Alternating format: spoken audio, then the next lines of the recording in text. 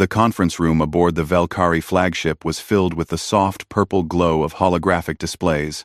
Admiral Kethron stood at the center, his forearms crossed behind his back as he studied the star maps floating before him. His scales, a deep crimson that marked him as high nobility, caught the light as he turned to face his command staff. "Another species claims this region of space," he said, his voice carrying the weight of absolute confidence. "They call themselves humans. Our scouts report they have established colonies on 17 worlds within what we consider Dominion territory." Ambassador Thelvar, whose silver scales marked him as a diplomat rather than a warrior, stepped forward. His eyes, large and black like polished stones, reflected concern.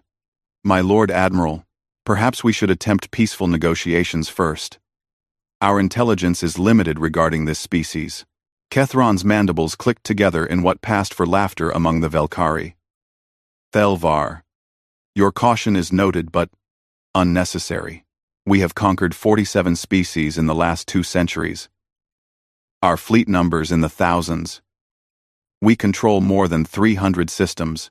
What could this single species possibly possess that would give us pause?" The holographic display shifted, showing images captured by long-range sensors.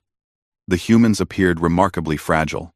They stood upright on 2 legs, had only 2 arms, and their bodies lacked any natural armor or weapons. They were shorter than the Valkyrie, less muscular than the Kryn, and possessed none of the natural advantages that marked successful warrior races. "They look soft," Commander Velixis observed, her tone dismissive. "No claws, no armored hide, no natural weapons at all. How did such a species even survive to reach space?"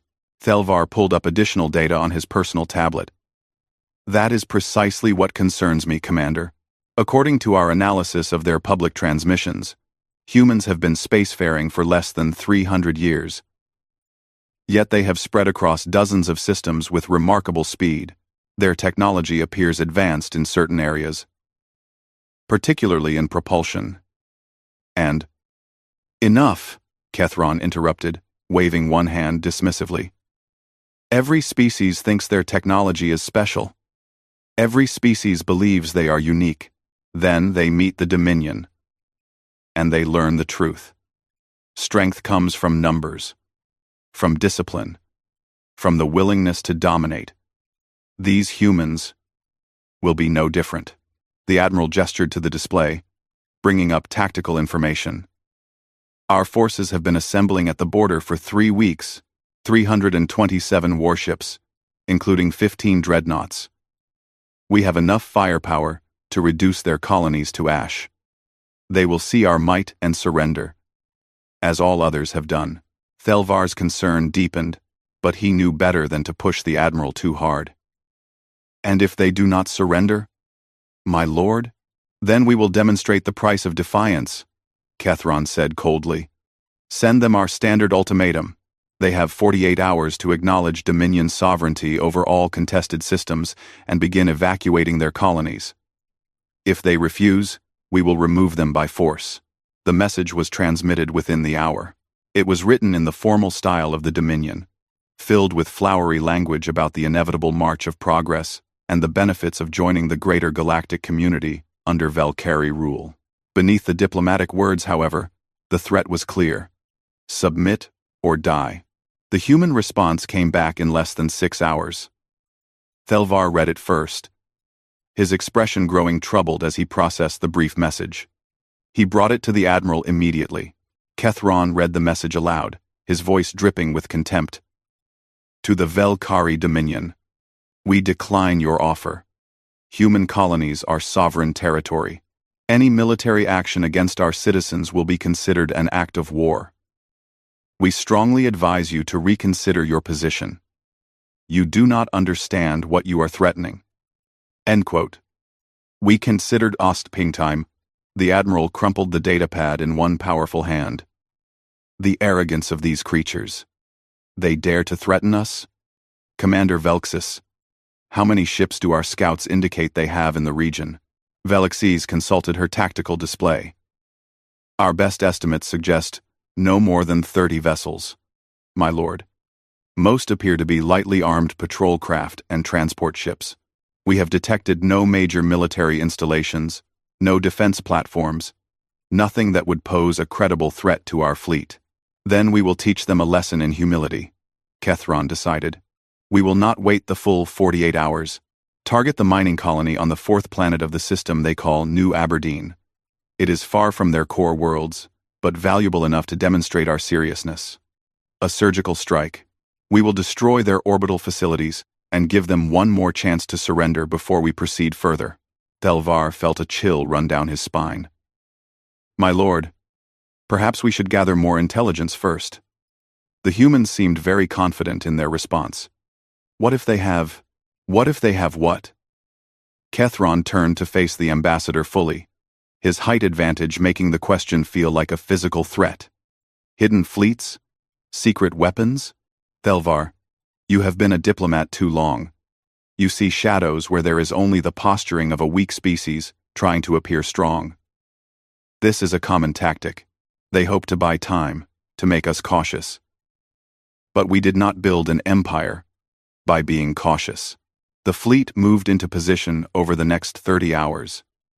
The Velkari ships traveled in the standard formation that had served them well for generations. Dreadnoughts at the center, cruisers forming a protective shell, with faster destroyers and frigates on the flanks. It was an overwhelming display of military might, a formation designed to inspire fear and awe in equal measure. New Aberdeen was a human mining colony specializing in rare metals. It orbited a yellow star, similar to the one that warmed the human homeworld. The colony had a population of approximately 15,000, most of them miners and their families.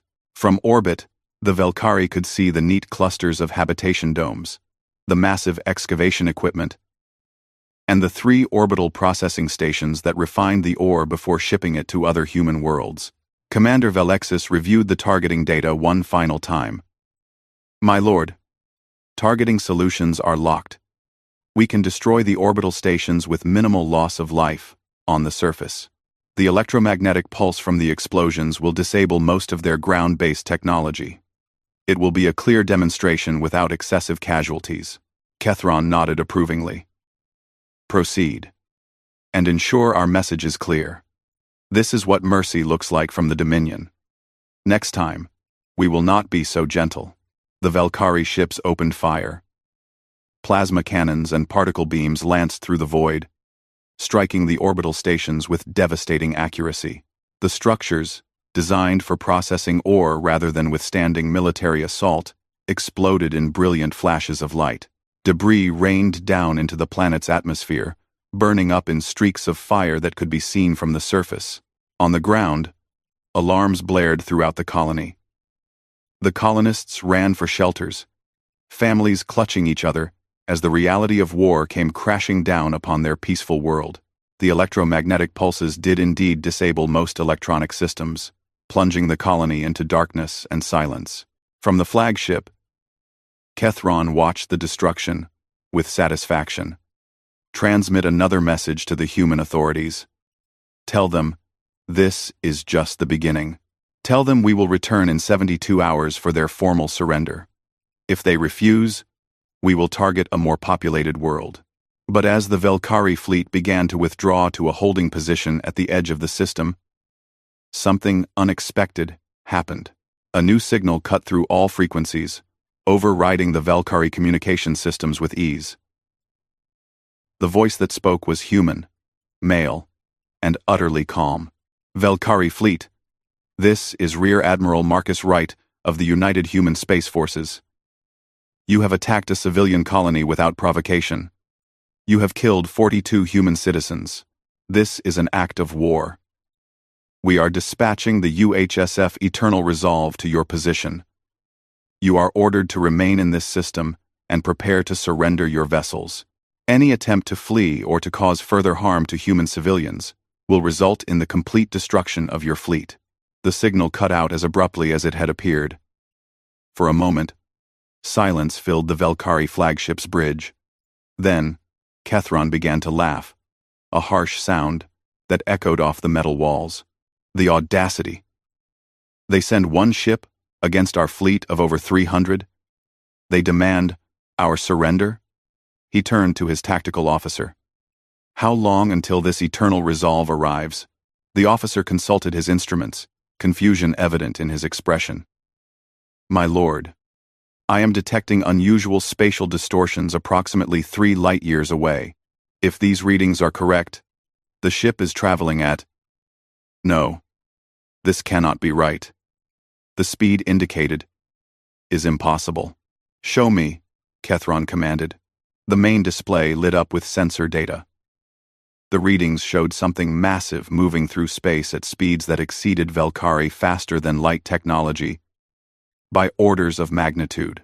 The distortion it created was like a ripple in the fabric of reality itself, a wave of bent spacetime that their sensors could barely track. Thelvar stepped closer to the display, his diplomatic training warring with a growing sense of dread. My lord, whatever that is, it will be here in less than 72 hours at its current speed. 3 days, Kethron mused. Let it come. We will show these humans what happens when an inferior species challenges the Dominion. All ships are to remain on high alert. We will meet this eternal resolve with the full might of our fleet. If they want to throw away their ship on a symbolic gesture, we will oblige them. A.T. Over the next 3 days, the Velkari fleet maintained position. Scouts were dispatched to monitor the approaching vessel, but none returned clear data. The closer they got to the spatial distortion, the more their instruments went haywire. 2 scout ships simply vanished when they ventured too close, swallowed by the rippling effects of whatever drive system the human ship was using. Kethron grew more irritated as time passed. How can one ship create such interference? Our sensors are the finest in the Dominion. What technology are they using? No one had answers. The science officers worked frantically to compensate for the interference, to get a clear reading on the approaching vessel. But the distortion was unlike anything in their database. It was as if the human ship was dragging a piece of folded space along with it, warping the very nature of reality in its wake. On the morning of the 3rd day, every sensor in the Velkari fleet suddenly screamed in warning. The spatial distortion had intensified exponentially. Ships rocked in space as gravitational waves rippled outward from a single point. Emergency systems engaged automatically as the fleet scrambled to maintain position. Report! Kethron shouted over the alarm klaxons. The tactical officer's hands flew across his console, his voice rising in pitch as he read the data. My lord, the distortion is resolving. The ship is dropping out of faster-than-light travel directly ahead of our position. Distance, 10,000 kilometers and closing. My lord, the mass readings. This cannot be accurate. On screen, show me this human ship. The main view screen flickered and then stabilized. What appeared made every Velkari on the bridge fall silent. Even Kethron, veteran of 100 battles, felt something cold settle in his chest. The human battleship emerged from the dissipating spatial distortion like a predator stepping out of shadows. It was enormous beyond comprehension, dwarfing even the largest Velkari dreadnought. The ship stretched for kilometers, its hull a matte black that seemed to absorb light rather than reflect it. Along its length, thousands of weapons emplacements were visible, each one larger than a Velkari destroyer. The ship's design was brutal and efficient, with none of the aesthetic curves or decorative elements that marked Velkari vessels. This was a machine built for one purpose: war. As they watched, the battleship's running lights activated, illuminating portions of its hull. They could see the name etched in letters hundreds of meters tall. Eternal Resolve. Thelvar's voice came out as barely a whisper. Merciful ancestors, what have we awakened? 1. The human ship hung in space before them, silent and ominous. No immediate attack came. No demands were broadcast. The Eternal Resolve simply sat there, its presence alone more intimidating than any threat could have been. Around it, space seemed to shimmer slightly, as if the ship was wrapped in some kind of protective field that bent light and energy.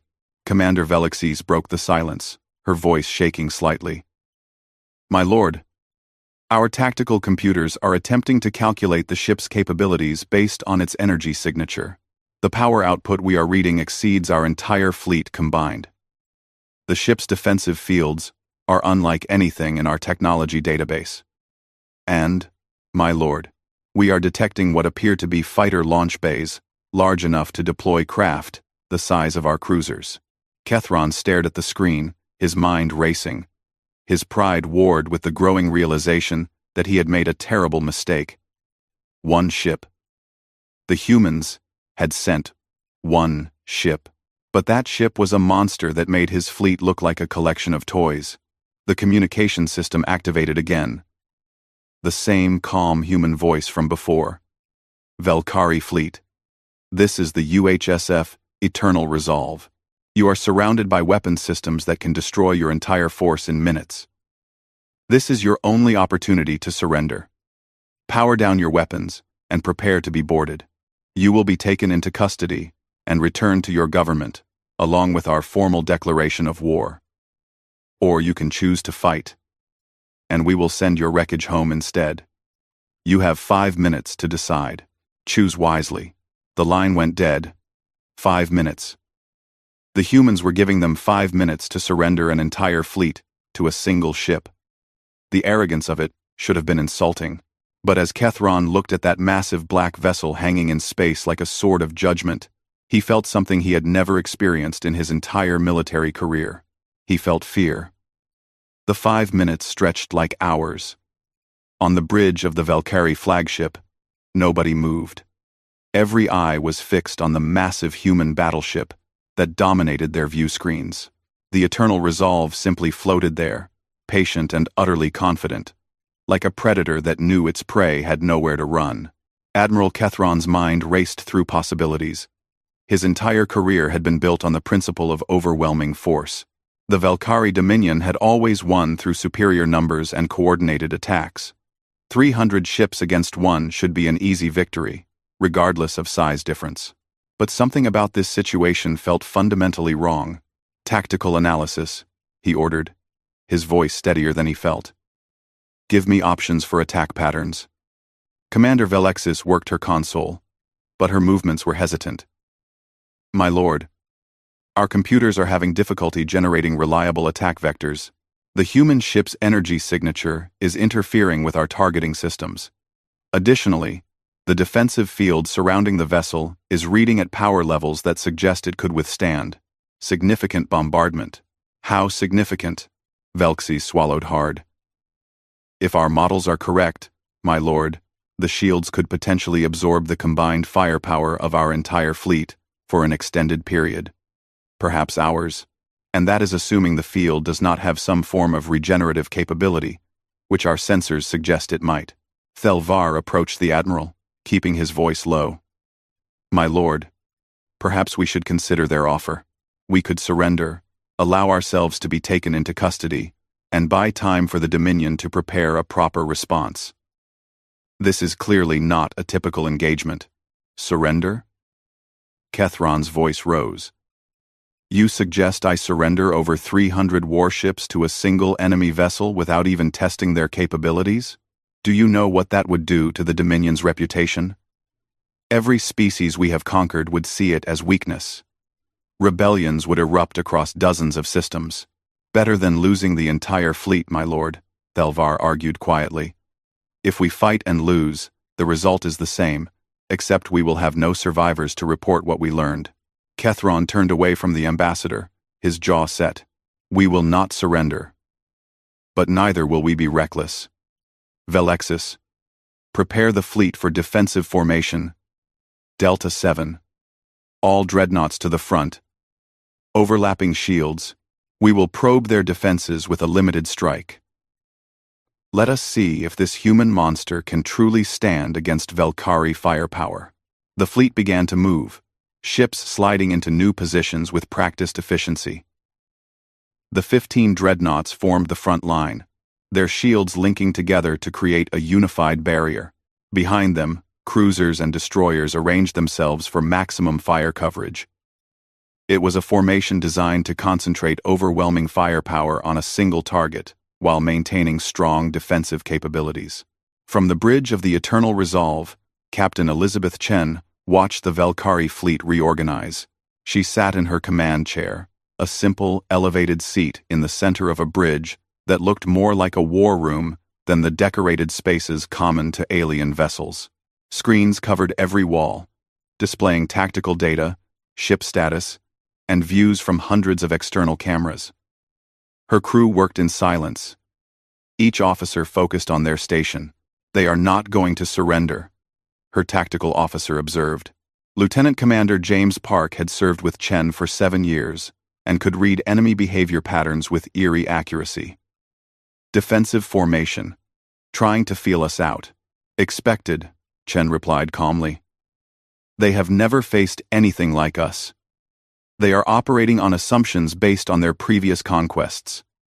Those assumptions are about to be shattered." "Should we fire a warning shot, Captain?" asked Commander Sarah Mitchell, the ship's executive officer. Chen shook her head. "No warnings. They attacked New Aberdeen. They killed civilians. They made their choice when they opened fire on that mining station. Now they get to learn what it means to wage war against humanity." She activated the fleet-wide communication. "All stations, battle stations, prepare to engage.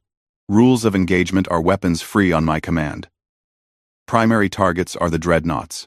Let us show them what real firepower looks like."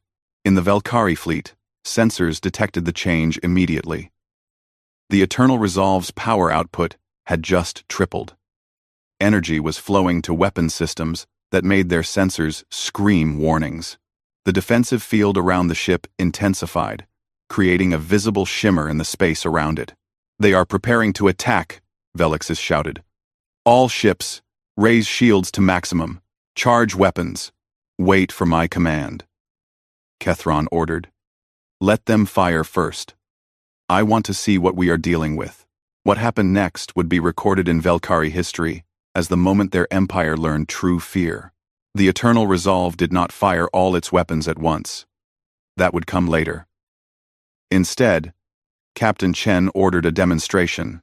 A single weapon system activated, one of dozens running along the battleship's port side. It was called a mass driver cannon, though that simple name did not do justice to its devastating nature. The weapon used magnetic acceleration to fire a solid tungsten projectile the size of a small house at a significant fraction of the speed of light. The projectile itself had no explosive warhead. It did not need one. At the velocity it traveled, the kinetic energy alone was equivalent to a nuclear weapon. The cannon fired with no visible beam or energy discharge. One moment, there was nothing. The next moment, a Valkyrie dreadnought simply exploded. The tungsten projectile punched through the ship's shields as if they did not exist, tore through the armored hull, and continued out the other side. The kinetic energy transfer was so massive that the dreadnought broke apart, sections of the ship spinning away in different directions as secondary explosions rippled through what remained. The entire engagement had taken less than 2 seconds. On the Valkyrie flagship, alarm klaxons blared. "Dreadnought Valor's hammer is destroyed," Velixis reported, her voice cracking. "Total loss! No survivors. My lord, we did not even see what hit it. One moment, it was there. The next, all ships, return fire," Kethron roared. "Concentrated barrage on that human ship." Now, the Valkyrie fleet opened fire with everything they had. Plasma cannons, particle beams, missile volleys, and energy torpedoes all streaked toward the Eternal Resolve in a storm of destruction. It was enough firepower to reduce a planet's surface to molten slag. It was the kind of bombardment that no ship should be able to survive. The weapons struck the Eternal Resolve's shields and simply stopped. The defensive field, which human engineers called a multi-layered gravitational deflection system, used precisely controlled gravity wells to deflect incoming fire.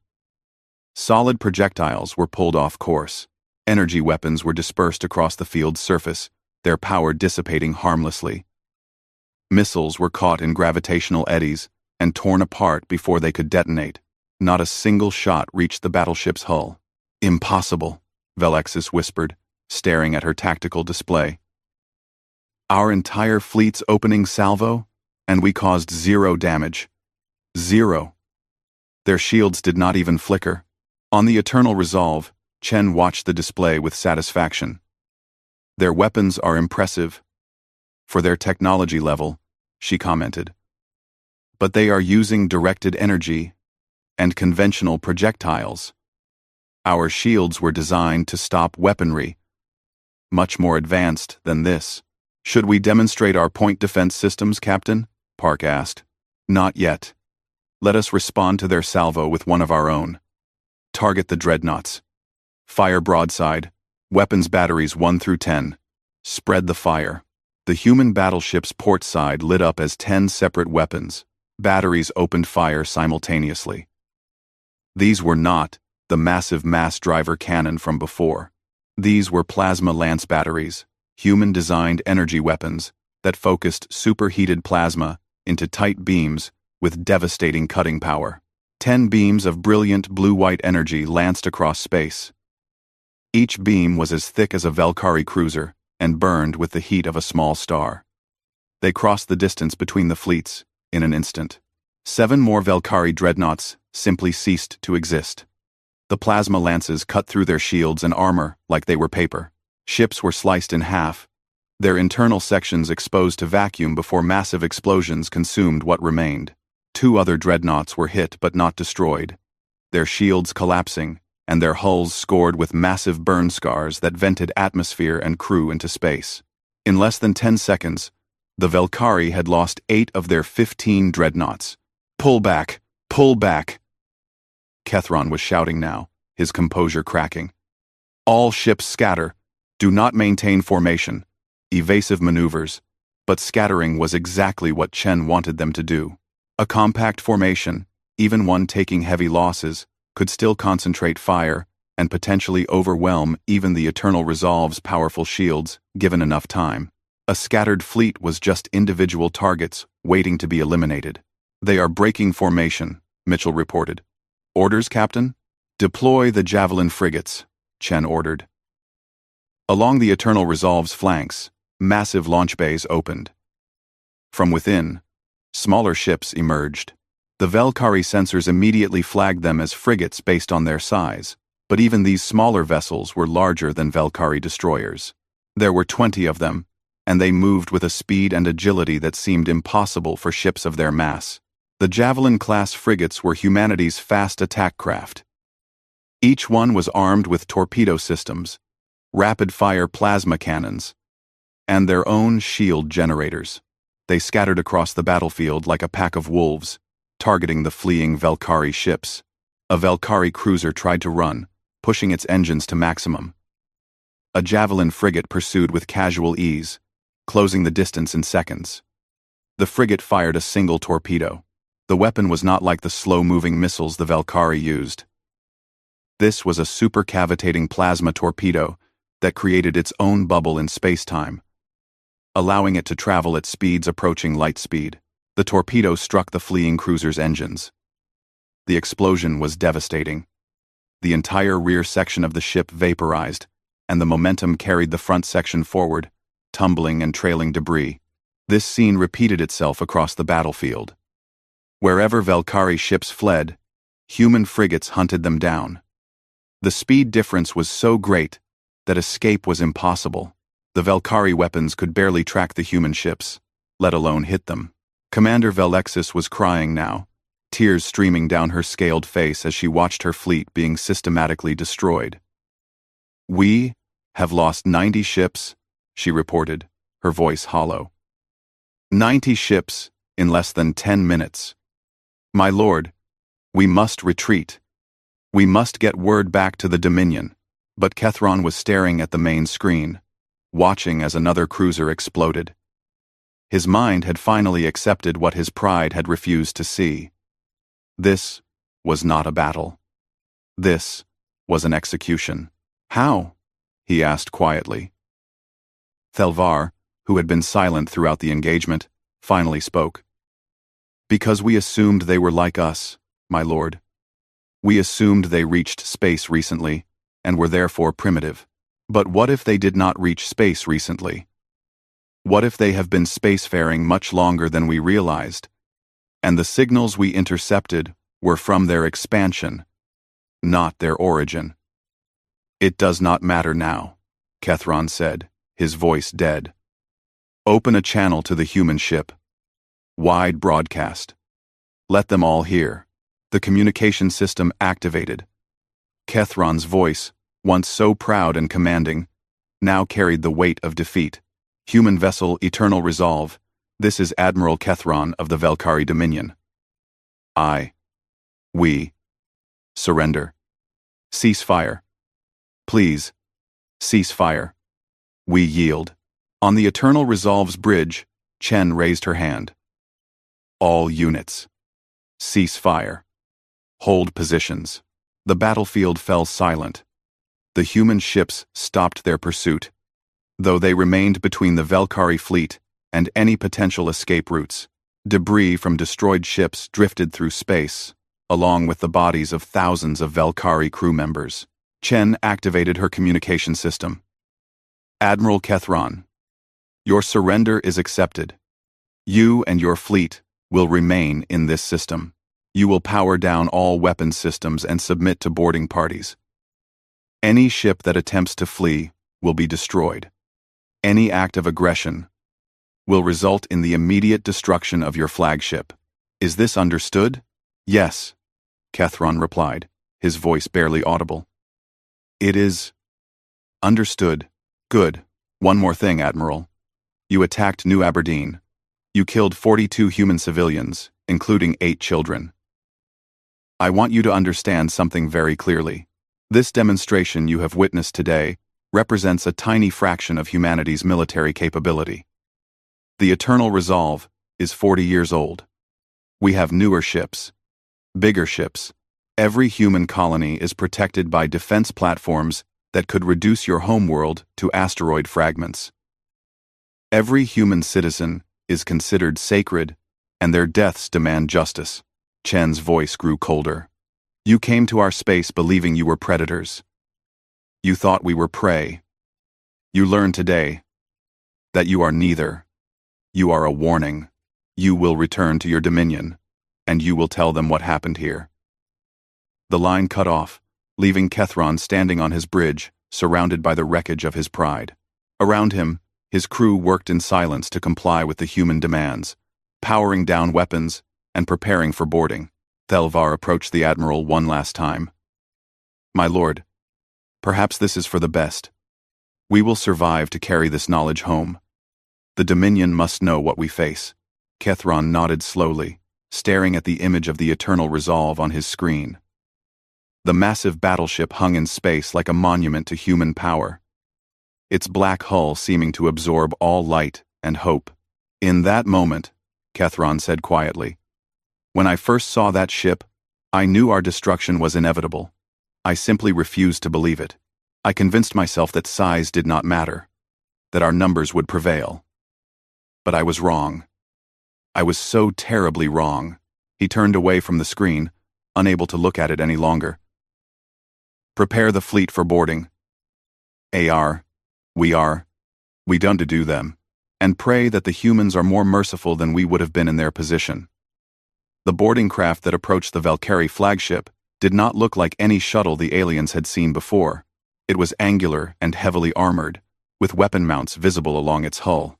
As it approached, the Valkyrie crew could see human soldiers through the reinforced viewports, and what they saw made their blood run cold. The humans were encased in powered armor that made them look like walking tanks. The armor was matte black, with glowing blue lights along the joints and chest pieces. Each suit stood over 7 feet tall, adding bulk and height to the already intimidating human warriors inside. Weapon systems were integrated into the armor itself, and the helmets featured glowing visors that gave the soldiers an inhuman, almost demonic appearance. Security Chief Korval met the boarding party at the airlock, as protocol demanded. He had ordered his guards to leave their weapons behind. There was no point in pretending they could offer resistance. When the airlock opened and the human soldiers stepped through, Korval had to consciously prevent himself from stepping backward. The lead human, identified by slightly different markings on his armor, approached Corval. When he spoke, his voice came through external speakers on the helmet, deep and resonant. I am Sergeant Marcus Reynolds, United Human Marine Corps. You will take me to your command deck immediately. Any delay or deception will be considered an act of hostility. Corval nodded quickly. Of course. This way. We will not resist. As they walked through the ship's corridors, Corval noticed how the human soldiers moved. Despite their size and the obvious weight of their armor, they moved with fluid grace and perfect coordination. Their weapons, massive rifles that looked like they could punch through bulkheads, were held with casual competence. These were not ceremonial guards. These were warriors who had seen real combat. The journey to the command deck took 15 minutes. During that time, Corval noticed other human boarding parties moving through the ship. They were setting up equipment, scanning systems, and cataloging everything. It was methodical and professional. They were not looting or destroying. They were documenting. On the command deck, Admiral Kethron stood waiting with his senior staff. Thelvar was beside him, as was Commander Velgzis. The human soldiers fanned out across the deck, taking up positions that gave them clear fields of fire while also allowing them to monitor all entrances. Sergeant Reynolds approached Kethron directly.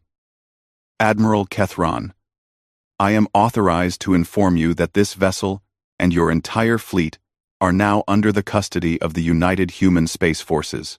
You and your senior staff will be transported to the Eternal Resolve for formal processing. Your crew will remain aboard their vessels under Marine Guard. Kethron managed to maintain some dignity despite the situation. I understand, Sergeant. We will comply. May I ask what will happen to my crew? They will be treated according to the Terran Convention on Military Prisoners, Reynolds replied. They will be housed, fed, and given medical care as needed. They will not be harmed unless they attempt violence. When diplomatic arrangements are complete, they will be returned to Velkari space, along with your vessels. And us? Thelvar asked, gesturing to the senior staff. You will be interviewed regarding your military capabilities, force dispositions, and strategic intentions. You will be treated fairly, but you will answer questions. After that, you will be returned to your government, along with a formal declaration of war and a list of terms for peace. Velgzis could not contain her bitterness. You destroyed nearly a third of our fleet in minutes. What more do you want from us? Reynolds turned his helmeted head toward her. We want you to understand. We want your government to understand. We want every species in this region of space to understand that humanity is not to be trifled with. You attacked civilians. That demands a response. But we are not monsters. We could have destroyed your entire fleet. We could have killed every one of you.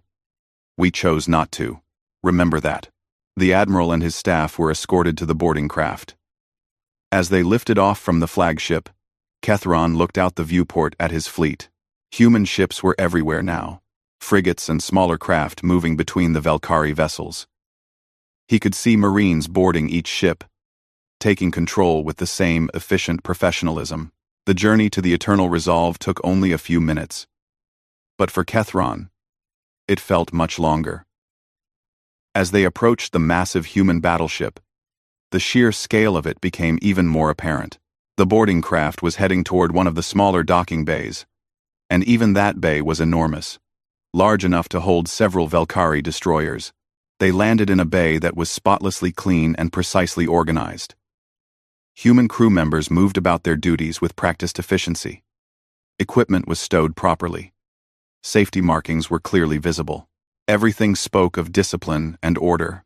More Marines met them at the landing pad, along with a human woman in a different uniform. She was smaller than the Marines, lacking their powered armor, but she carried herself with authority. Her uniform was dark blue with gold insignia, and her black hair was pulled back in a tight bun. Admiral Kethron, I am Commander Sarah Mitchell, Executive Officer of the Eternal Resolve. You will follow me to the interview chambers. Your staff will be housed separately. You will be treated with respect, but any attempt at escape or violence will be dealt with severely. Are we clear? We are clear, Kethron replied. Mitchell led them deeper into the ship. The corridors were wide and well lit, with clearly marked signs in human script. They passed crew members who glanced at the Velkhari prisoners with curiosity, but no hostility. The ship felt alive, humming with power and purpose. After several minutes of walking, they reached a section marked as Interview and Detention. It was not a brig in the traditional sense. The rooms they were shown to were small but clean, with sleeping platforms, sanitation facilities, and even small view screens. They were clearly cells, but they were not cruel. Kethron was shown to a larger room, presumably because of his rank. Mitchell paused at the door. Captain Chen will meet with you shortly. In the meantime, you have access to food and water through the panel on the wall. The selection includes items compatible with Velkhari biology. If you have any medical needs, inform the guard. She left, and Kethron was alone for the first time since the battle. He sat on the sleeping platform, his body feeling heavy with exhaustion and defeat. How had it come to this? How had he led 300 ships into such a catastrophic engagement? An hour later, the door opened. Captain Elizabeth Chen entered, followed by Commander Mitchell. Chen was smaller than Kethron expected. She stood perhaps 5.5 feet tall, with short brown hair and sharp green eyes. She wore the same dark blue uniform as Mitchell, with insignia that marked her as the ship's commander. She sat across from Kethron, studying him for a moment before speaking. Admiral, I am Captain Chen. Before we begin, I want to clarify something. This is not an interrogation. This is a conversation. You are not being tortured or threatened. But I need information, and you are going to provide it. Kethron met her gaze. And if I refuse, then you will sit in this room for however long it takes for you to change your mind, Chen replied calmly. But I do not think you will refuse. You attacked us because you thought we were weak. You learned otherwise. Now, you have an opportunity to prevent further bloodshed by helping your government understand what they are dealing with. She leaned forward slightly. Tell me about the Velkhari Dominion. How large is it? How many ships do you have? What other species have you conquered? Kethron considered his options.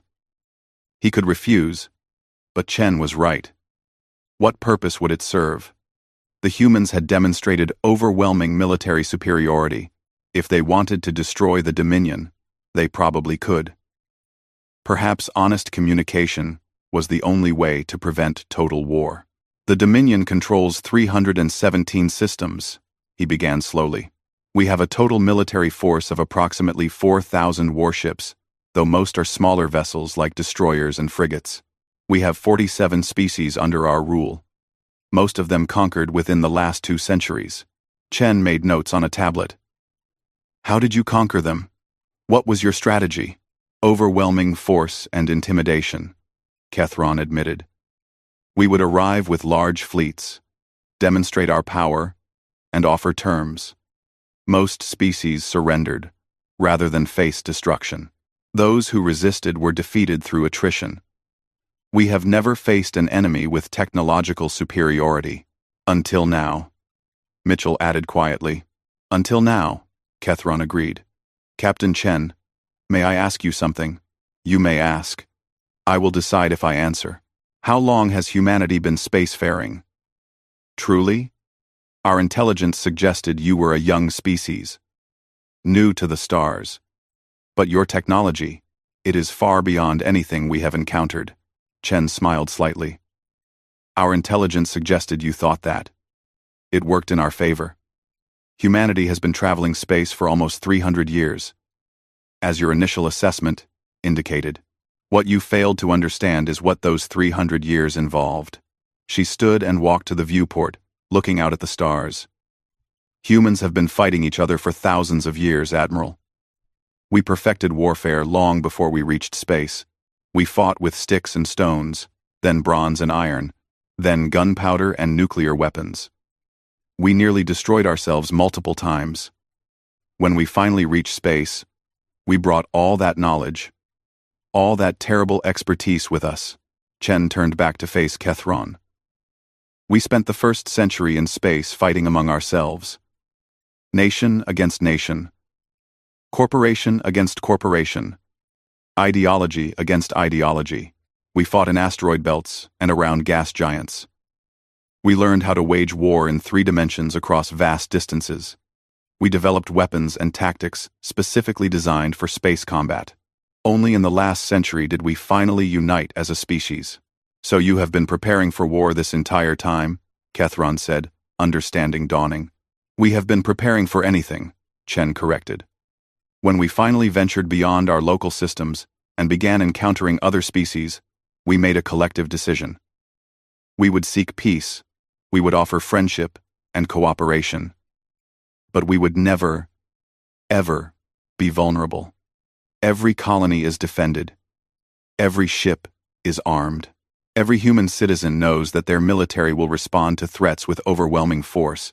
Mitchell added, "The Eternal Resolve is 40 years old, as the captain told you. It is scheduled for decommissioning in 5 years. We have newer battleships now, bigger and more powerful. We have carriers that deploy fighter wings capable of taking on entire fleets.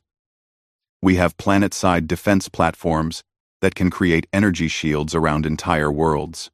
And all of this is just what we will tell you about." Kethron felt a chill run through him. "You are saying that what you showed us today was restrained?" "We used approximately 7% of this ship's weapons capacity," Chen confirmed. "We deployed 20 frigates when we have hangar space for 100. We used our oldest and most basic tactics, and we still destroyed 1/3 of your fleet in minutes." She sat back down, her expression serious. "I am not telling you this to be cruel, Admiral. I am telling you this because I need you to carry a message back to your government. Humanity does not want war with the Valkyrie Dominion. We do not want to conquer your worlds or subjugate your people. But we will not tolerate attacks on our civilians. You crossed a line at New Aberdeen. People died because of your decision." "I understand," Kethron said quietly. "What are your terms? You will return to your government with a full report of what happened here. You will include tactical data showing the engagement, sensor logs, everything. You will make it clear that resistance is futile. Then your government will receive our official demands." Chen pulled up a document on her tablet and displayed it so Kethron could read. "First, the Valkyrie Dominion will formally apologize for the attack on New Aberdeen and pay reparations to the families of those killed. Second, the Dominion will immediately cease all military expansion and withdraw from any systems where indigenous species are resisting your rule. Third, you will release detailed information on all species under your control, their locations, and their status. Fourth, you will agree to human observers being stationed in your territory to ensure compliance with these terms. And if we refuse?" Kethron asked. "Then we will enforce these terms militarily," Chen said simply. "We will blockade your worlds. We will destroy your military infrastructure. We will not kill civilians if we can avoid it. But we will cripple your ability to wage war. And if your government is particularly foolish, we will remove them and install a new one that is willing to cooperate." The Admiral closed his eyes, feeling the weight of his failure. He had destroyed so much with his arrogance. His fleet was scattered and captured. His people would face the consequences of his hubris. And the Dominion, the mighty Valkyrie Dominion that had conquered dozens of species, was now at the mercy of humans. "I will deliver your message," he said finally. "I will tell them everything. I will recommend immediate compliance with your terms." "Good." Chen stood. "You will be held here until we establish contact with your government. Your crew is safe, as I promised. Once diplomatic channels are open, you and your ships will be returned. But remember this, Admiral, we are being merciful because we choose to be. Do not mistake mercy for weakness. Do not test us again." She left with Mitchell, and Kethron was alone once more. He looked out the viewport at the stars, wondering how he would explain this to the Dominion Council. How could he make them understand that they had encountered a species so far beyond their capabilities that resistance was meaningless? In another part of the ship, Thelvar was having a similar conversation with human intelligence officers. He was providing detailed information about Dominion structure, military deployments, and political leadership. Unlike Kethron, Thelvar felt a strange sense of relief. Perhaps this was what the galaxy needed. Perhaps the Dominion's age of conquest was over, and something better could rise in its place. 3 days passed aboard the Eternal Resolve before the communication channels with the Velkhari Dominion were finally established. During that time, Admiral Kethron and his senior officers were treated well, as promised. They were fed, allowed to rest, and given access to basic amenities, but they remained prisoners, and the weight of that reality pressed down on them constantly.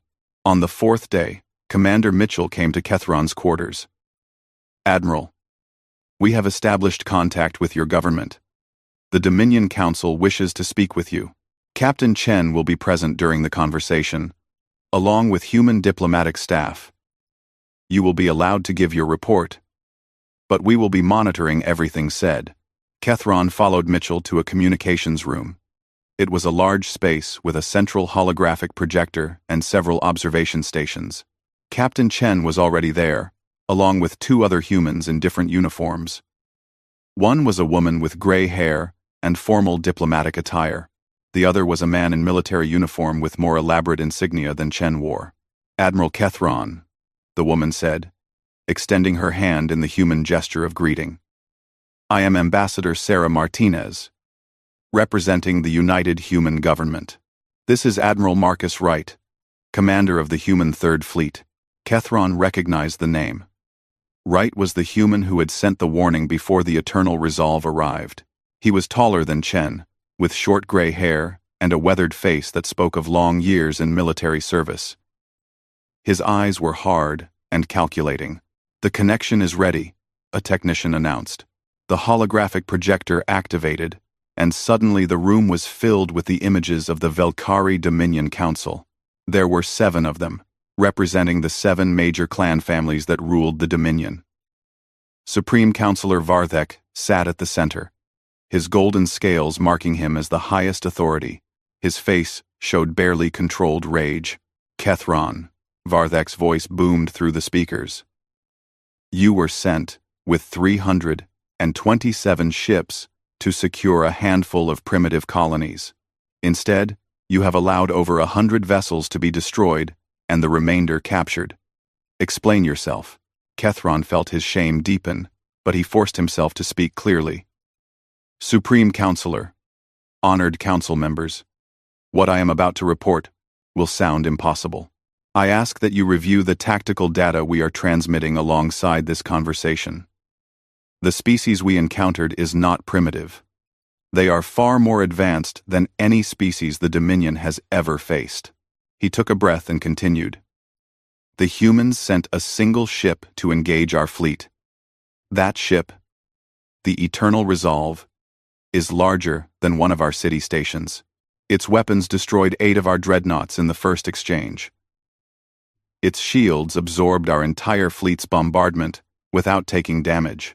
When we attempted to flee, they deployed smaller vessels that hunted down our ships with ease. The battle lasted less than 15 minutes before I surrendered to prevent total annihilation." The council chamber erupted in angry voices. Councilors shouted over each other, demanding explanations, calling Kethron a coward and a liar. Only Varthek remained silent, his eyes fixed on Kethron with an intensity that was somehow more frightening than the other's anger. Finally, Varthek raised one hand, and the chamber fell silent. "You claim a single ship defeated our fleet? Kethron, I have known you for 40 years. You have never been a coward, so I will not immediately assume you are lying. But you must understand how incredible this sounds." "I understand, Supreme Counselor," Kethron replied. "That is why I am transmitting full tactical data. Sensor logs, visual recordings, everything. Review it and you will see that I speak the truth." Ambassador Martinez stepped forward. "Supreme Counselor, I am Ambassador Sarah Martinez of the United Human Government. I am here to deliver a formal message to the Velkari Dominion. Your forces attacked a human civilian colony without provocation. This constitutes an act of war. However, humanity does not wish for further conflict, if it can be avoided." Varthek's attention shifted to Martinez. "And what do you want, human ambassador?" "We want peace," Martinez said simply. "But peace on our terms. Your admiral has been given a list of requirements. They are non-negotiable. If you comply, we will return your ships and your people. If you refuse, we will enforce compliance through military action." Another counselor, a female named Silvara, spoke up. "You speak boldly for a species we have never heard of until recently. Even if your story is true, even if you have one powerful ship, the Dominion has thousands of vessels. We have conquered 47 species. We control hundreds of worlds. You cannot threaten us." Admiral Wright stepped forward at this. His voice was cold and hard as steel. "Counselor, let me be very clear. The Eternal Resolve is one ship. One of many. Humanity has 32 battleships of similar or greater capability. We have 200 cruisers, over 1,000 frigates, and countless smaller vessels. We have defense platforms protecting every colony, weapons, satellites, and automated defense systems. We have been preparing for war since before your species achieved spaceflight." He activated a holographic display showing various human military assets. Ships of different sizes and designs appeared, rotating slowly for the Council to see. "This is the Indomitable, our newest battleship class. It is twice the size of the Eternal Resolve, with 4 times the firepower. This is the Carrier Endeavor, which deploys 300 fighter craft, each one capable of destroying ships the size of your cruisers. These are our orbital defense platforms, which can create energy shields strong enough to protect entire planets from bombardment." The Council watched in silence as the display continued. Finally, Varthek spoke again, his voice much quieter now. "If what you show us is real, then war between our peoples would be catastrophic for the Dominion." "It would," Wright agreed, "which is why we are offering you a choice. Accept our terms, which are actually quite reasonable given the circumstances, or face military action. We do not want to destroy the Dominion. We do not want to kill your people. But we will not allow attacks on human civilians to go unpunished, and we will not tolerate aggressive expansion by any species in this region of space." Martinez took over again, her tone more diplomatic. "Let me outline our requirements once more. First, formal apology and reparations for the New Aberdeen attack. Second, cessation of military expansion and withdrawal from systems where you are actively conquering indigenous species.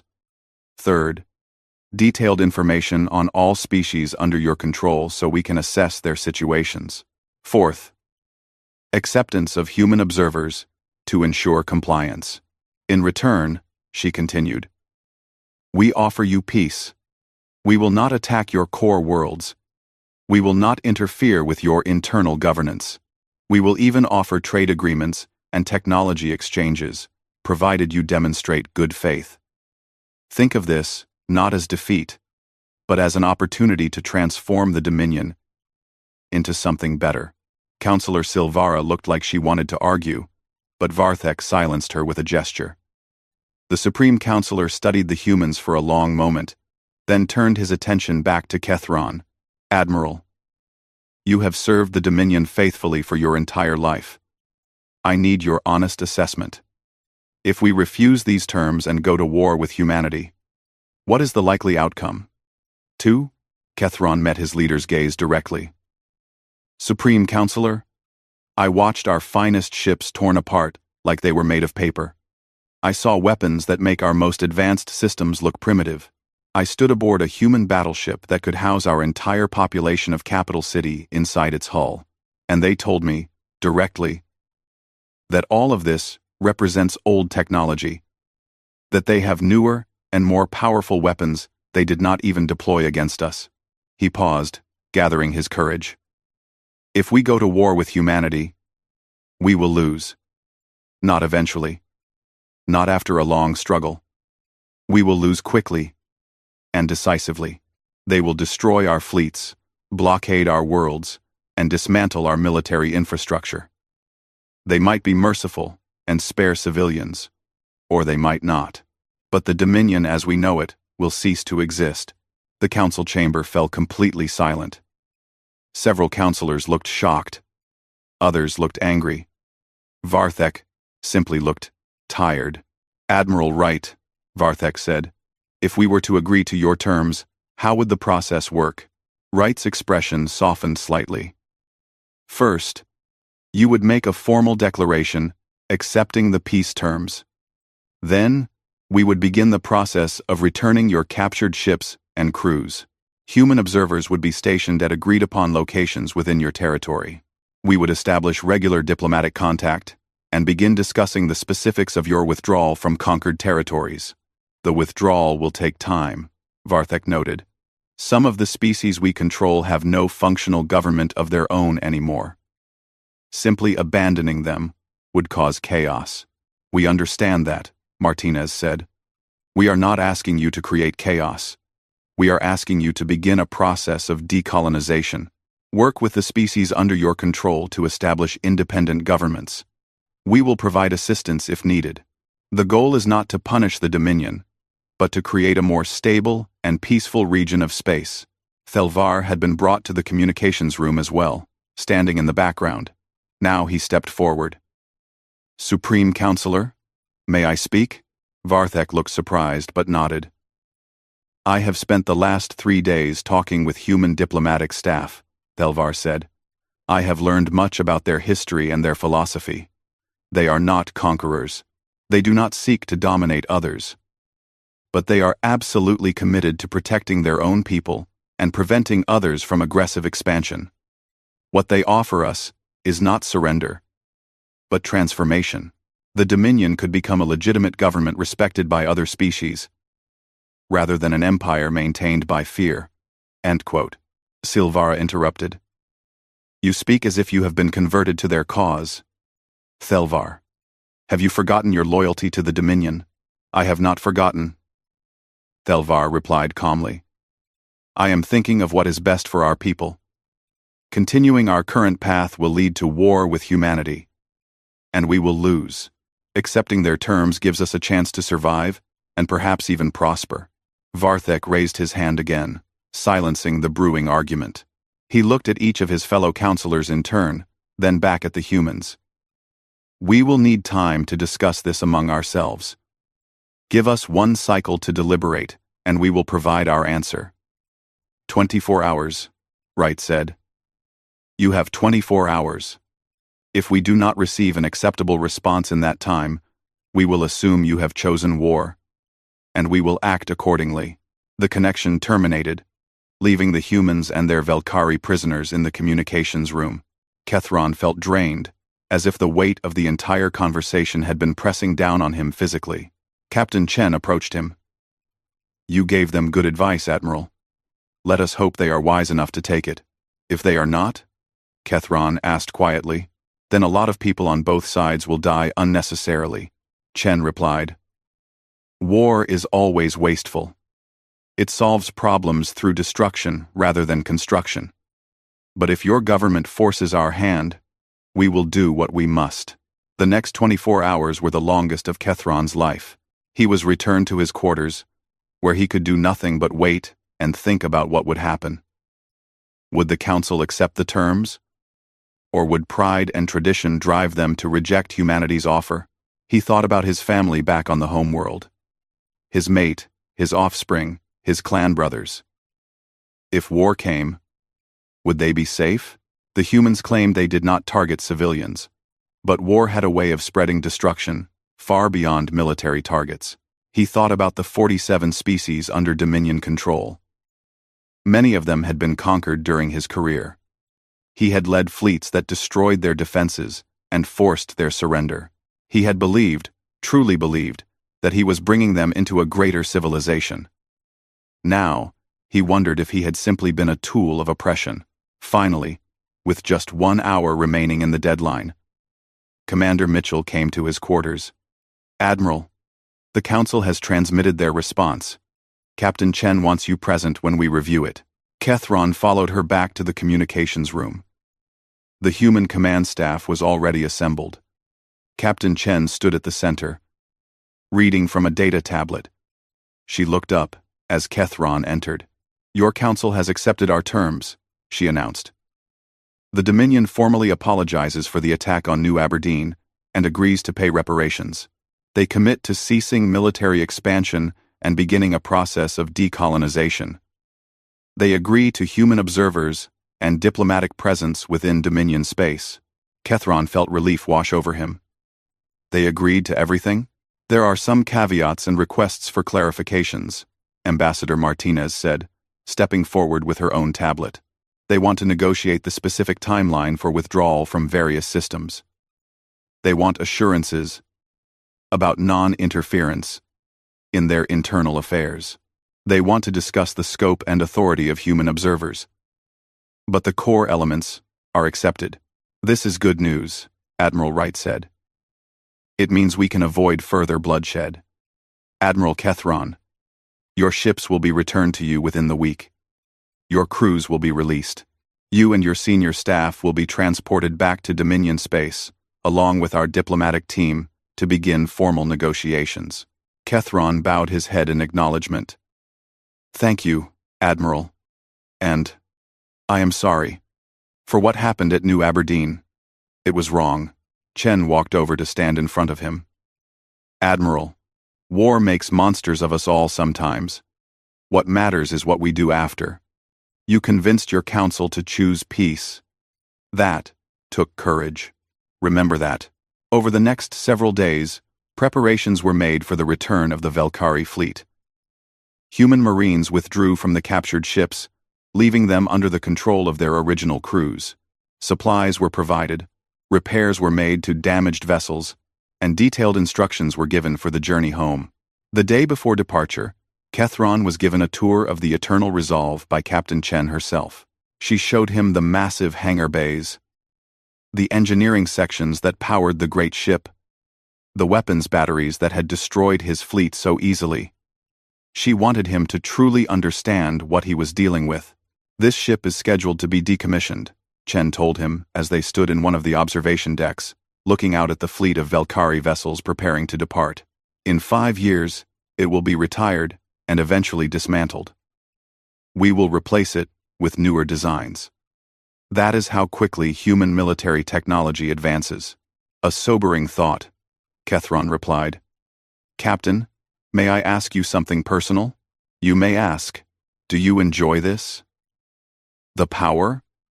The ability to destroy any enemy with ease?" Chen was quiet for a moment. "No, Admiral. I do not enjoy it. I am a soldier because someone needs to be. I command this ship because I am good at it, but I would much rather live in a universe where such weapons were unnecessary. Every time I give the order to fire, every time lives are lost because of my decisions. It weighs on me. War is not glorious. It is necessary sometimes, but it is never glorious." She turned to face him directly. "That is why we try so hard to avoid it. That is why we offered your council terms, rather than simply destroying the Dominion. We have the power to wage war effectively, but we have the wisdom to prefer peace." Kethron nodded slowly. "I am beginning to understand that. Perhaps there is something the Dominion can learn from humanity after all." 6 months had passed since the Battle of New Aberdeen. As it came to be known throughout the galaxy, the news of what happened had spread far beyond the Velkari Dominion, carried by traders, refugees, and spies. Every species in the region now knew about humanity and their overwhelming military power. On the Velkari homeworld, in the Grand Council chambers where the fate of an empire was decided, Thelvar stood before the assembled leadership. He had been given a new role after the incident, appointed as the Dominion's chief ambassador to humanity. It was a position that carried great weight and responsibility. And today, he was delivering his quarterly report. The decolonization process continues, Thelvar reported, his voice carrying clearly through the chamber. We have successfully negotiated independence agreements with 17 of the 47 species under former Dominion control. Another 12 are in active negotiations. The human observers report satisfaction with our progress. Supreme Counselor Varthek listened from his elevated seat, his expression thoughtful. The past 6 months had aged him visibly. The stress of transforming an empire built on conquest into something else entirely had taken its toll. And what of the species, who are not yet ready for full independence? We are working with human advisors to establish transitional governments, Thelvar explained. In some cases, we are providing economic aid and technical assistance to help them build the infrastructure they need to govern themselves. The humans have been surprisingly helpful in this process, offering their own expertise and resources. Counselor Silvera, who had opposed accepting human terms from the beginning, spoke up. We provide aid to species we once ruled over. We reduce our territory and our influence. We allow human observers to move freely through our space. Ambassador, does this not strike you as humiliating? Oh, Thelvar met her gaze steadily. What I find humiliating, Counselor, is that we ever thought ruling other species through force was honorable. What I find humiliating is that it took a military defeat to make us examine our actions. The humans are not our conquerors. They are not occupying our worlds or dictating our internal policies. They simply insisted we stop oppressing others. Is that really so unreasonable? Before Silvara could respond, Varthek raised his hand. Enough. Ambassador Thelvar, continue your report. What news from the broader galactic community? Thelvar pulled up a holographic display showing the local star systems. That is perhaps the most significant development, Supreme Counselor. News of humanity's military capabilities has spread throughout the region. Several aggressive species have immediately halted their expansion plans. The Kryn hegemony, which was preparing to invade the Solari systems, has withdrawn their fleets entirely. The Thovian raiders have ceased their attacks on merchant vessels. Everyone is afraid of drawing human attention. He highlighted several systems on the display. More significantly, 12 species have formally requested human protection.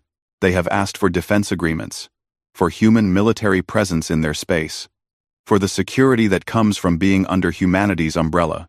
The humans have been selective in their responses, but they have accepted several of these requests. Admiral Kethron, who now served as military advisor to the Council, added his perspective. The strategic implications are enormous. Within 6 months, humanity has become the dominant military power in this entire region of space. And they achieved it without fighting another battle. After New Aberdeen, they have created a new order simply through reputation. Varthek stood and walked to the holographic display, studying it carefully. And what do the humans want from this new order? What is their ultimate goal? They call it the Coalition for Peaceful Cooperation, Thelvar said. It is not an empire. Each species maintains its sovereignty and independence. But member species agree to certain principles. No aggressive expansion, peaceful resolution of disputes, mutual defense against external threats, and free trade between members. The humans provide military protection and technological assistance in exchange for species agreeing to these principles. And they want us to join this coalition? Silvara asked skeptically. Eventually, yes, Thelvar confirmed. But first we must complete the decolonization process and demonstrate our commitment to peace. The humans are patient. They have made it clear that the coalition is voluntary.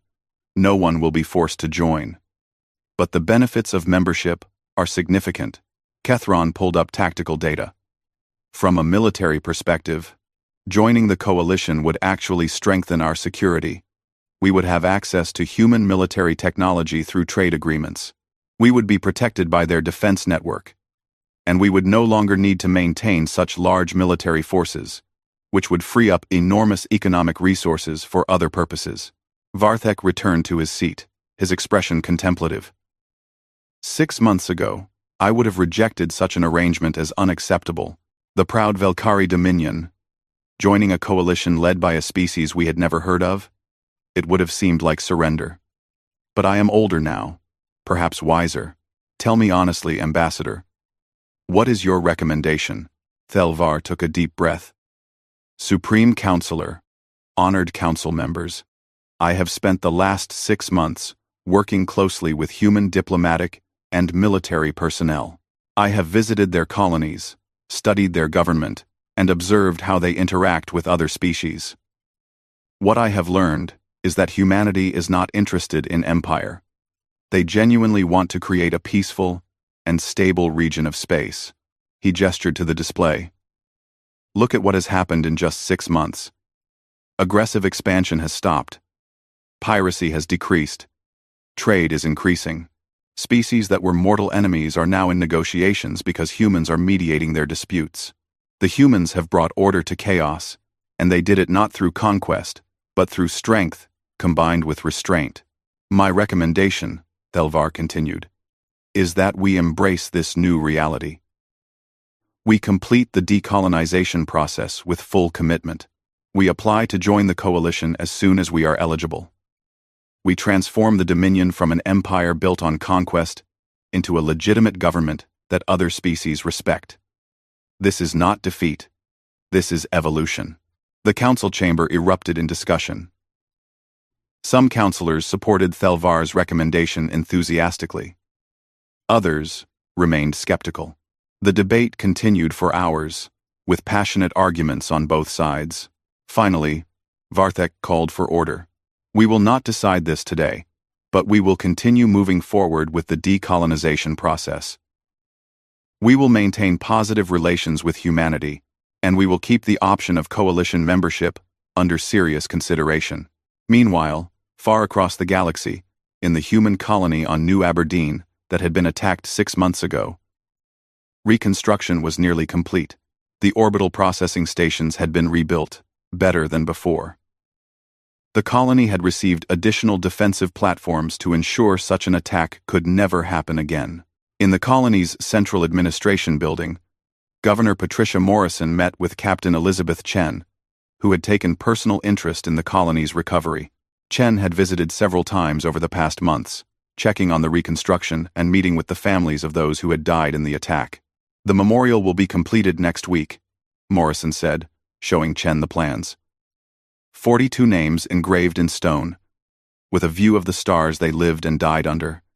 It is important that we remember. Chen studied the memorial design with approval. It is important. And it is important that the rest of humanity remembers too. What happened here was not your fault, Governor, but it was the spark that changed everything.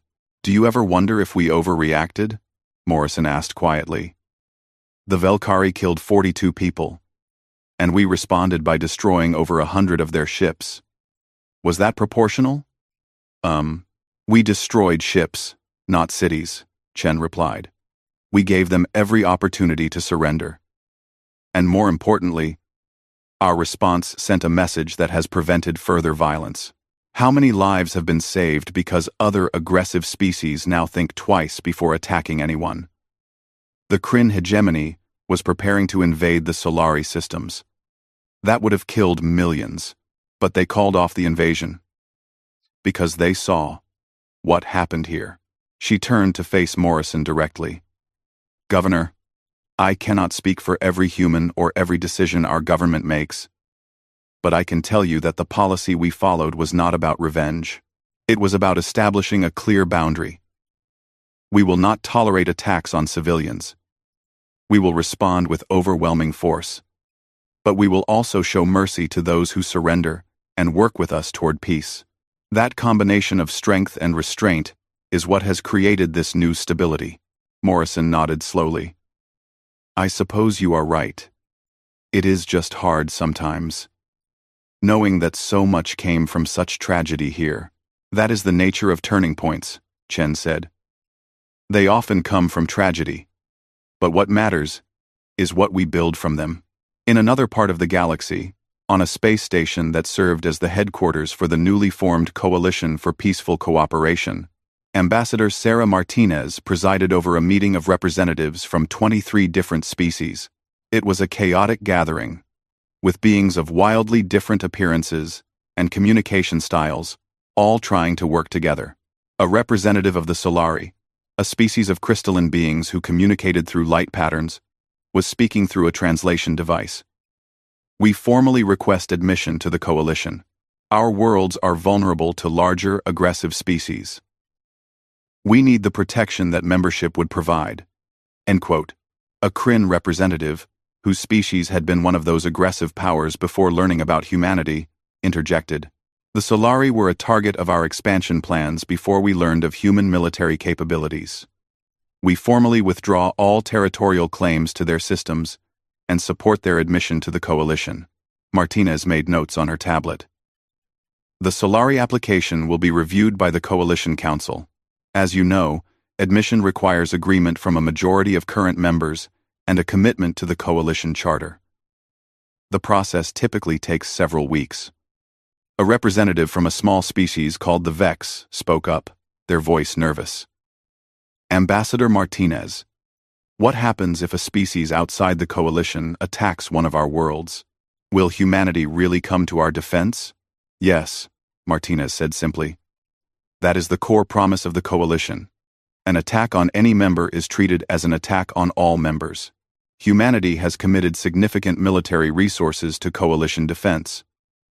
We have deployed defense platforms, patrol vessels, and rapid response fleets throughout Coalition space." Admiral Wright, who was also present at the meeting, added context. "Let me be very clear to everyone here. The Coalition is not a human empire with a fancy name. We do not control your governments. We do not dictate your internal policies. What we do is provide collective security and facilitate cooperation between members. Each species maintains its sovereignty completely. But you are the dominant military power," another representative noted. "Does that not give you disproportionate influence?" "Of course it does," Wright admitted bluntly.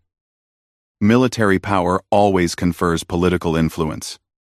We are not going to pretend otherwise. But influence is not the same as control.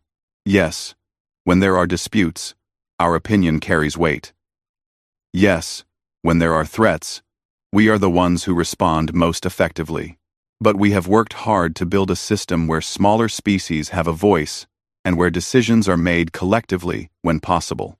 A Velkari observer, not yet a full member but present as part of their rehabilitation process, spoke from the back of the chamber. "Ambassador Martinez, Admiral Wright, my government has asked me to inquire about the timeline for our potential admission to the Coalition.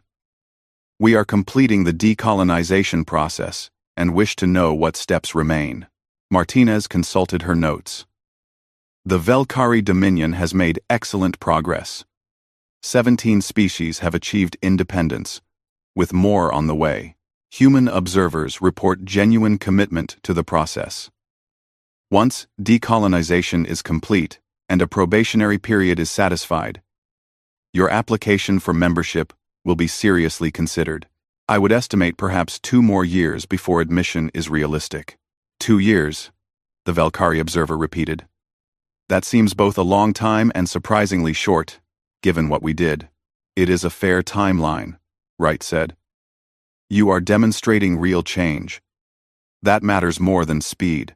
The Coalition wants members who are genuinely committed to peace, not those who are simply afraid of human military power." The meeting continued for several more hours, addressing various issues of trade, security, and cooperation. It was exhausting work, but Martinez found it deeply satisfying. This was what she had dedicated her career to, building a system that could prevent wars rather than just fighting them. As the meeting ended and representatives departed, Wright approached Martinez. "You know, Sarah, 6 months ago I was preparing for a potential war against the entire Velkari Dominion. I thought we would be fighting for years. Instead, we fought one battle and have been building peace ever since.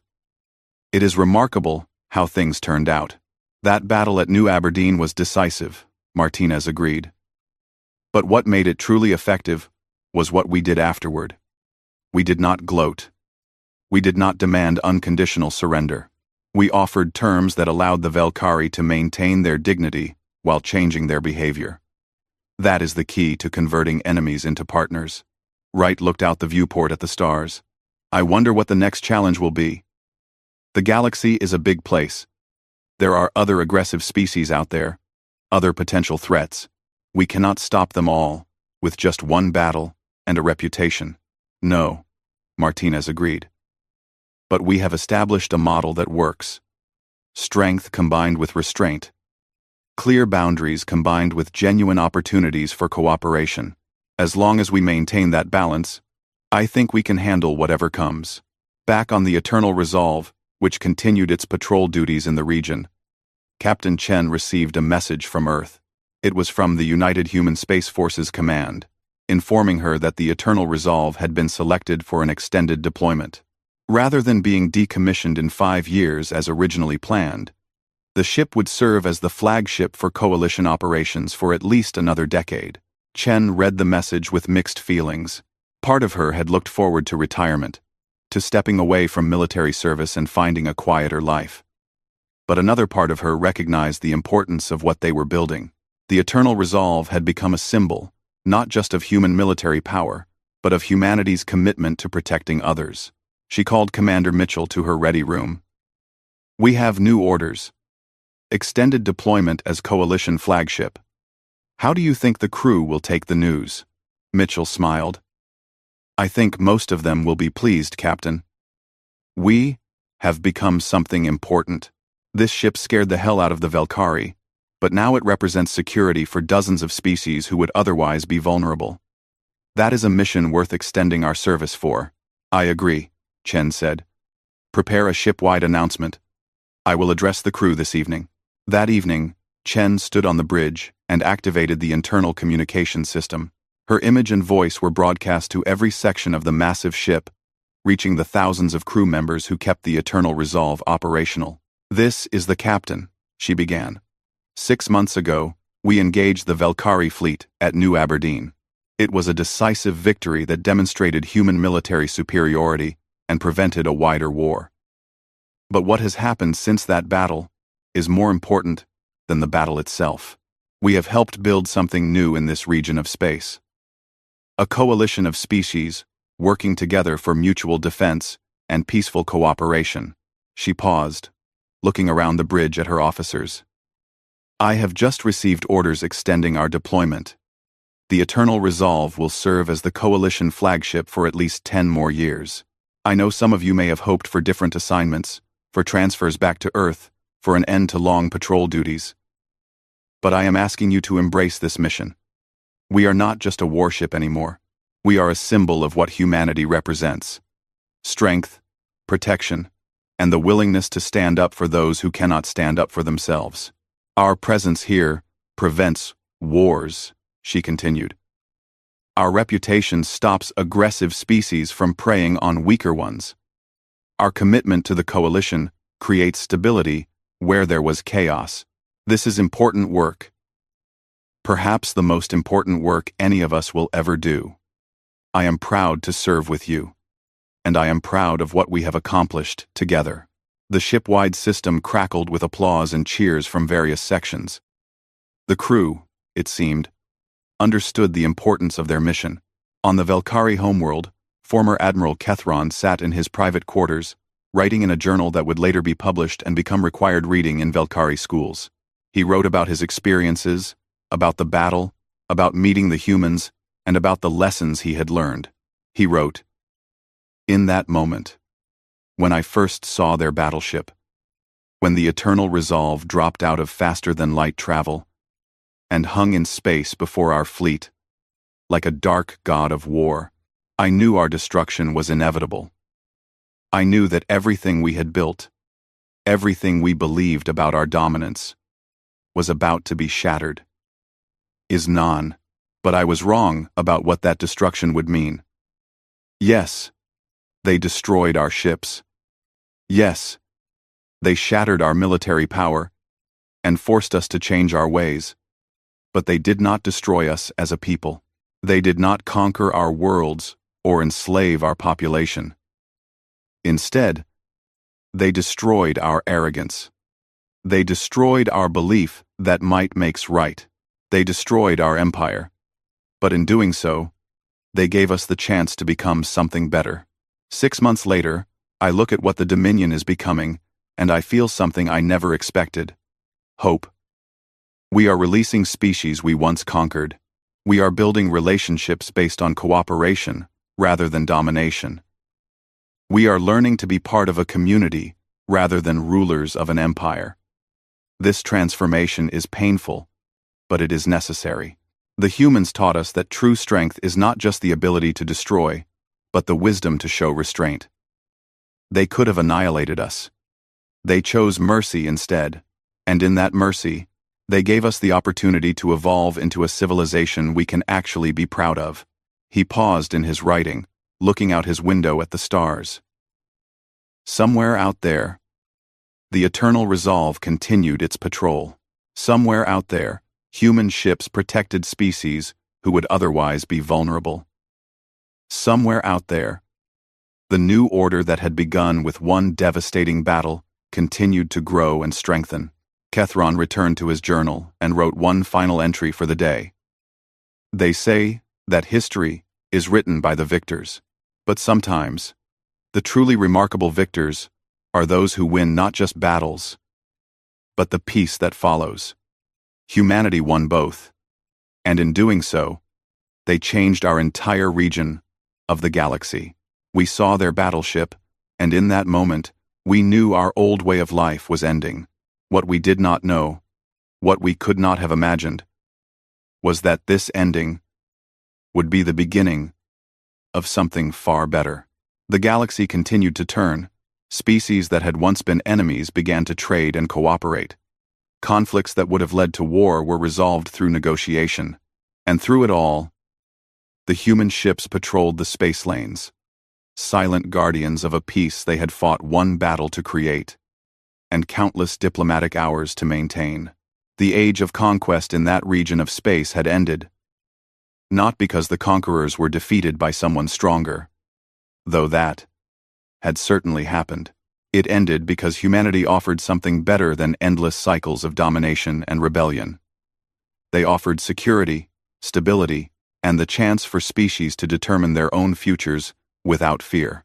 And it had all begun with one human battleship dropping out of faster-than-light travel, its massive hull blocking out the stars, its weapons systems primed but restrained, its crew ready for war but hoping for peace.